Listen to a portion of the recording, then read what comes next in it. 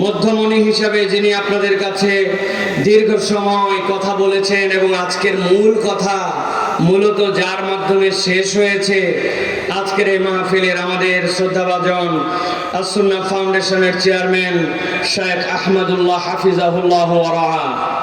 আজকে ইন্নাল হামদুলিল্লাহ আলহামদুলিল্লাহ নাহমাদুহু ওয়া নাস্তাঈনুহু ওয়া নাস্তাগফিরুহু ওয়া নু'মিনু বিহি ওয়া নাতাওয়াক্কালু আলাইহি ওয়া নাউযু বিল্লাহি মিন শুরুরি আনফুসিনা ওয়া মিন সাইয়্যাতি আ'মালিনা।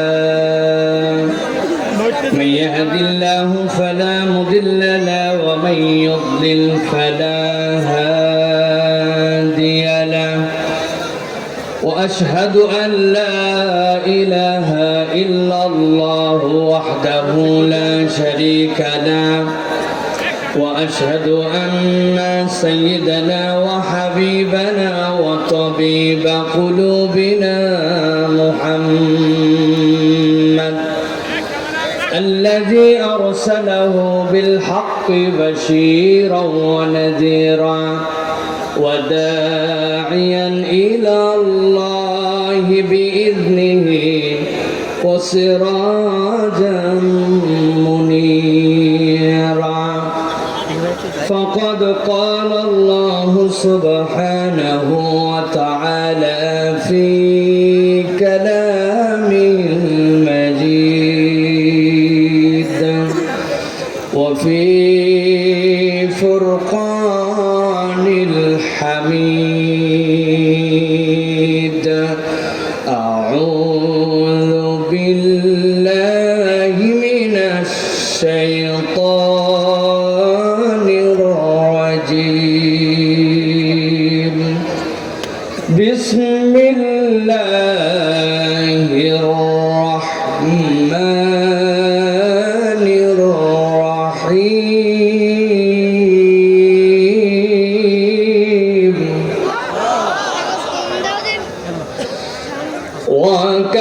وكذلك أوحينا إليك روحا من أمرنا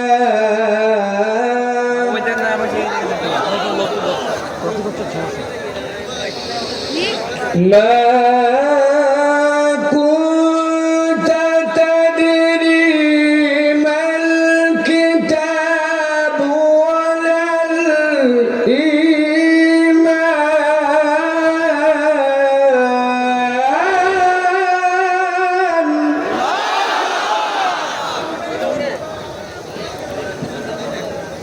ولكن جعلناه نورا نهدي به من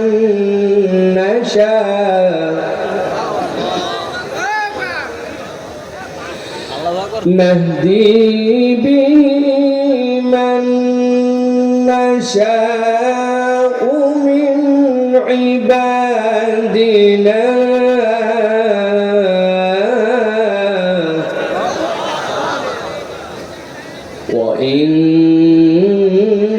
وإنك لتهدي إلى صراط مستقيم.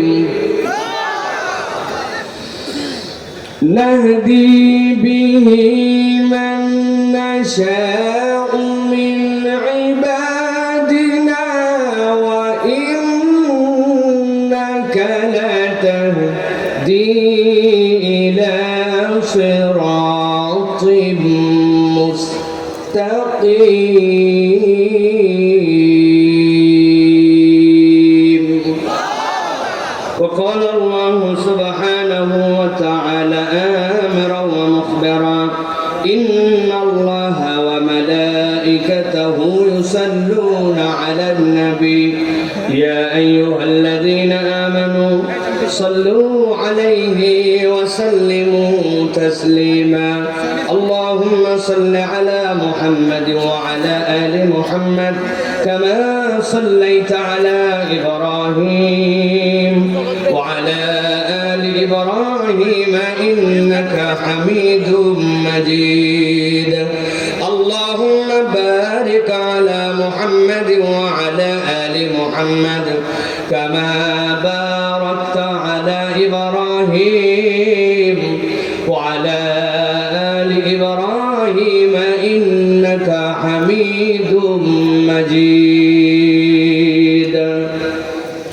الحمد لله আল্লাহ রাব্বুল আলামিনের কাছে শুকরগুজার হচ্ছি যে আল্লাহ রাব্বুল আলামিন আজকে বাংলাদেশের ঐতিহ্যবাহী জেলা সাতক্ষীরার ইসলামী সেমিনার কমিটি এবং নওয়াবেকি এর যৌথ উদ্যোগে আজকের এই নওয়াবেকি মাধ্যমিক বিদ্যালয় ময়দানে 2 দিন ব্যাপী ঐতিহাসিক এই মাহফিলে আমাদেরকে আসার বসার তৌফিক, যোগ্যতা, সুস্থতা, মন মানসিকতা, পরিবেশ পরিস্থিতি দান করলেন। সে আল্লাহর কাছে আমরা কৃতজ্ঞ হচ্ছি। সকলে পড়ছি আলহামদুলিল্লাহ। দরুদ এবং সালাম বর্ষিত হোক মানবতার মহান মুক্তির দূত আকায়ে নামদার তাজদারে মদিনা আপনার আমার প্রিয় রাসূল জনাবে মুহাম্মদুর রাসূলুল্লাহ সাল্লাল্লাহু আলাইহি ওয়াসাল্লামের প্রতি। আজকের এই মাহফিলের সম্মানিত সভাপতি জনাব মাকসুদুর রহমান সাহেব, অবসরপ্রাপ্ত যুগ্ম সচিব গণপ্রজাতন্ত্রী বাংলাদেশ সরকার। আজকের এই মাহফিলে উপস্থিত আছেন আমাদের অত্যন্ত শ্রদ্ধার, যার ভালোবাসা এবং স্নেহের কারণে আমি আব্দুল্লাহ সাইফুল্লাহ এই জায়গায় আসতে বাধ্য হয়েছি। কেবল একবার নয়, শায়েখ যদি আবারও বলেন, তার কেবল ভালোবাসার কারণেই এইরকম ভাবে একটি দিনের জন্য দীর্ঘ পথ মাড়িয়ে আমরা এখানে এসে হাজির হব।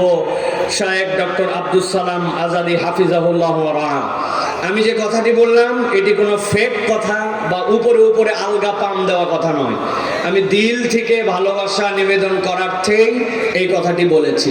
সাথে সাথে আপনাদের কাছে বলে রাখি ভাই, শায়েখ আহমদুল্লাহ যেখানে আলোচনা শেষ করেন, সব কিছুর একটা দুনিয়াতে তারতিব আছে, সৌন্দর্য আছে। তিনি আমাদের শ্রদ্ধাভাজন বড়, তিনি আমাদের উপরের মানুষ, সেই হিসাবে এই তারতিব রক্ষা করাই আমাদের জন্য সৌন্দর্য। এখন আপনারা যারা বসে আছেন, এর থেকে ভদ্র শ্রোতা আল্লাহর আসমানের নিচে জমিনের উপরে আর একটাও নাই। কারণ এই মানুষগুলো তারপরেও কেবলমাত্র একজন মেহমানকে সম্মান জানায় বসে আছেন। আপনাদের মধু খাওয়া শেষ, এখন যদি বলি চিনি সিরকা খাও, খাবেন? আপনারা সুন্দরবনের আশপাশের লোক, বুঝে কথা বলেন, খাবেন আপনারা? তাইলে এখন তারপরেও আমরা কিছু আপনাদেরকে কথা বলার জন্য চেষ্টা করব। আল্লাহ রাব্বুল আমিন যেন আমাদের আশা বসাগুলোকে কবুল করেন, বলেন আল্লাহুম্মা আমিন। প্রিয় ভাইরা, বুঝে থাকলে বলেন, আমরা এখানে কোরআনুল কারীম শোনার জন্য যে এসেছি, এই কষ্টের একটা দীর্ঘ পথ মাড়ায় এসেছি, এইটা আমাদের জন্য বেনিফিট দিবে না দিবে না? কথা বলেন, লাভ আছে না নাই? এই কোরআনুল কারীম শুনলে কি আমাদের জীবনে লাভ আছে না নাই?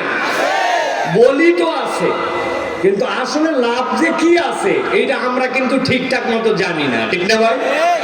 এই জন্য কোরআনুল কারীম আমরা কেবল এক ধারসে শুনে গেলাম আর এক ধারসে কেবল এটা বাদ দিয়ে গেলাম, এইটা আমাদের জীবনের ইমপ্লিমেন্টেশনে আনলাম না।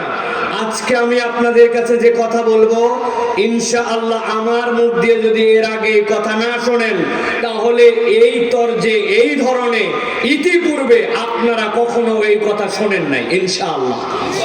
আমি আপনাদের কাছে এরকম লেখাপড়া করে কিছু কথা বলার জন্য আপনাদের কাছে নিয়ত করে এসেছি। আল্লাহ রাব্বুল আলামিন যেন আমাদেরকে এই কথাগুলি শোনার তৌফিক দান করেন।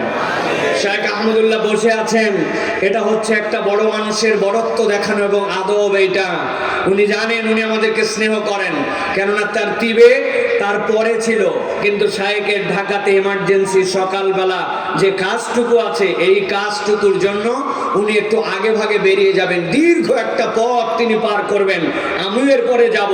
এই জন্য শায়েখের নিরাপদ যাত্রার জন্য আপনারা দিল থেকে দোয়া করেন, আল্লাহ রাব্বুল আমিন তাকে সহ সকল দাঈ ইলাল্লাহদেরকে নিরাপদ পথ এবং নিরাপদ জীবন দান করেন। আর একটু জোরে বলেন, আল্লাহ রাব্বুল আমিন আমাদেরকে বুঝার তৌফিক দান করেন।